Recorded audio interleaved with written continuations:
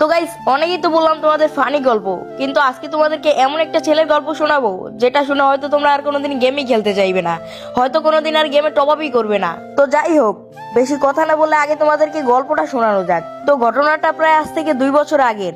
ছেলেটার নাম ছিল রাফি। আজ থেকে 2 বছর আগে ছেলেটা নতুন নতুন ফ্রি ফায়ার ডাউনলোড করে এবং এই গেমটা সে দিনে রাতে 24 ঘন্টাই প্রায় খেলতে লাগলো। কিন্তু এটা দেখে রাফির বাবার অনেক রাগ হইতো এবং মাঝে মাঝে তাকে অনেক বকাবকিও করতো। একদিন এমন হয়েছিল কি, রাফি সারাদিন গেম খেলতে খেলতে প্রায় রাতেও গেম খেলতে শুরু করলো।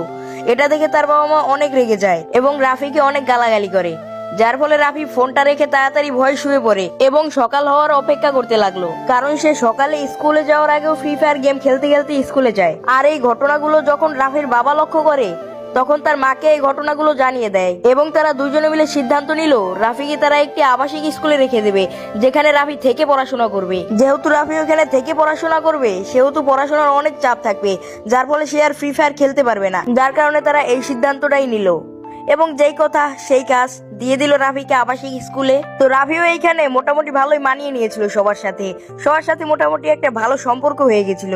কিন্তু এভাবে কিছুদিন থাকার পর তার বাবা মার কথা অনেক মনে পড়ে, যার কারণে তাকে এখানে একটা ফোন দেওয়া হয়, আর এই ফোনের মাধ্যমে সে তার বাবা মার সাথে কথা বলতে পারবে। আর এটাই ছিল রাফির জীবনের সবচেয়ে বড় ভুল। যেহেতু সে সারাদিন পড়াশোনা নিয়ে ব্যস্ত থাকতো, সেহেতু সে রাত 12টার পর লুকিয়ে লুকিয়ে গেম খেলতো এবং এই ব্যাপারটা শুধু রাফি ছাড়া আর কেউই জানতো না। আর এভাবেই প্রায় 1 মাস কেটে গেল এবং তার কিছুদিন পরে আরো 2-3 জন ছাত্রছাত্রী এই স্কুলে ভর্তি হয় এবং তারাও অনেক সুন্দর ফ্রি ফায়ার খেলতো এবং ফ্রি ফায়ার খেলতে অনেক ভালোবাসতো। যার কারণে রাফি এবং তারা 3জন মিলে একটা বুদ্ধি করে, যেহেতু তারা সারাদিন পড়াশোনা নিয়ে ব্যস্ত থাকে, সেহেতু তারা রাত 12টার পরে প্রতিদিন তারা 4জনে মিলে গেম খেলবে এবং অনেক মজা করবে। এভাবে করে তাদের দিনকাল অনেক ভালোই চলছিল। কিন্তু তার কিছুদিন পরে আরো কিছু ছেলে পেলে এই স্কুলে ভর্তি হলো, কিন্তু নতুন স্টুডেন্ট যারা ভর্তি হয়েছিল তারা ছিল একটু ব্যতিক্রম, কারণ তারা সারাদিন অনেক পড়াশোনা করতো, রাত জেগেও তারা পড়াশোনা করতো। এক কথায় তারা ছিল ব্রিলিয়ান্ট স্টুডেন্ট। তো রাত 12টার পর যখন রাফিরা গেমস খেলতো, তখন ওই ভালো ছাত্রদের অনেক ডিস্টার্ব হতো, কারণ আপনারা তো জানেনই ভালো ছাত্ররা সবসময় রাত জেগেই পড়াশোনা করে, কারণ ওই সময় পড়াটা অনেক কাজে লাগে। তো ওই ভালো ছাত্ররা যখন রাফিকে গেমস খেলতে মানা করলো যে ভাই তোরা এখন গেমস খেলিস না, তোরা যদি এখন গেম খেলোস তাহলে আমাদের পড়তে অনেক ডিস্টার্ব হয়, আর যদি তোরা আমাদের বারণ এখন না শুনিস তাহলে আমরা স্যারকে বলতে বাধ্য হব। কিন্তু কে শোনে কার কথা?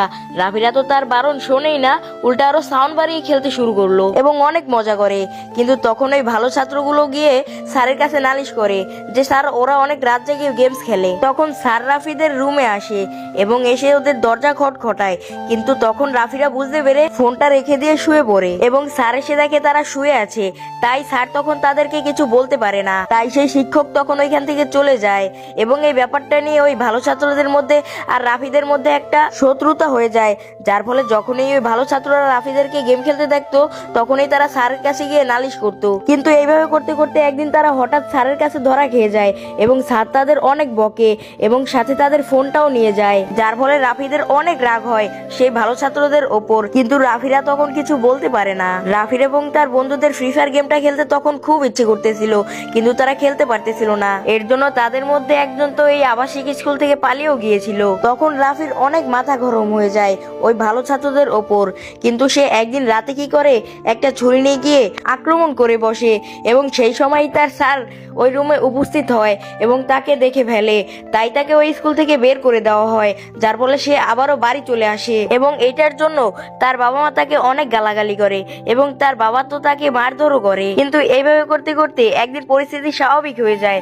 তার বাবা মা এখন আর তাকে কিছুই বলে না, সে সারাদিন গেম খেলে, তার বাবা মা তাকে কিছুই বলে না এবং সে তার বাবার থেকে অনেক টাকাও নেয়, যা দিয়ে সে ফ্রি ফায়ার গেমে প্রচুর পরিমাণে ডায়মন্ড টপ করতো। কিন্তু সে এভাবে গেম খেলতে খেলতে একসময় এমন হয় যে সে সারাদিন গেম খেলতে খেলতে তার ঘাড়টাই বেঁকা হয়ে যায়, সে আর তার ঘাড় সোজা করতে পারতো না, যার ফলে তার বাবা আর এটা সহ্য করতে পারে না। রাগের মাথায় সে রাফির থেকে ফোনটা নিয়ে একটা পাছাড় দিয়ে ভেঙে ফেলে, যার ফলে রাফি অনেক কষ্ট পায় এবং রাফি তার বাবা মাকে বলে তাকে যদি নতুন একটা ফোন কিনে না দেয় তাহলে সে রাস্তায় গিয়ে গাড়ি নিচে পড়ে মারা যাবে এবং রাফি সেটাই করে। সে রাস্তার উপর গিয়ে একটা গাড়ির উপরে লাফ দেয়, যার ফলে তার 2টি পা এবং একটি হাত হারিয়ে ফেলে। যেহেতু রাফি এখন তার ভুলটা বুঝতে পেরেছে, সেহেতু রাফি এখন ভাবে যে ফ্রি ফায়ার গেমটাই ছিল তার জীবনের সবচেয়ে বড় ভুল। তো গাইস, আমি তোমাদেরকে একটা কথাই বলবো, গেম খেলো খেলো, কিন্তু গেম যেন তোমাদেরকে না খেলে। আর একটা কথা, কখনোই গেমের পিছে একটা টাকাও খরচ করো না, কারণ এই ফ্রি ফায়ার গেমটা আর বেশি দিন নাই আমাদের মাঝে। আর যারা তোমাদের মধ্যে টপ আপকে ঘৃণা করো, তারা কমেন্টে লিখে যেতে পারো #নো টপ আপ। তো গাইস, গল্পটা এইটুকুই ছিল, আশা করি তোমাদের কাছে ভালো লেগেছে। আর গাইস, তোমাদেরকে আজকে এই গল্পটা শুধু বলেছি তোমাদেরকে বোঝানোর জন্য, তো অবশ্যই ভালো লাগলে একটা লাইক করে দিও। আর গাইস, আর একটা কথা, অবশ্যই সকলে কিন্তু একটা করে ফলো করে দিও, কারণ গাইস এরকম একটা ভিডিও বানাইতে অনেকটা কষ্ট হয়। তো সকলেই কিন্তু একটা করে ফলো করে দিয়ে যাইও। যদি ভিডিওটা ভালো লাগে তাহলে অবশ্যই প্লিজ গাইস একটা করে ফলো করে দিও।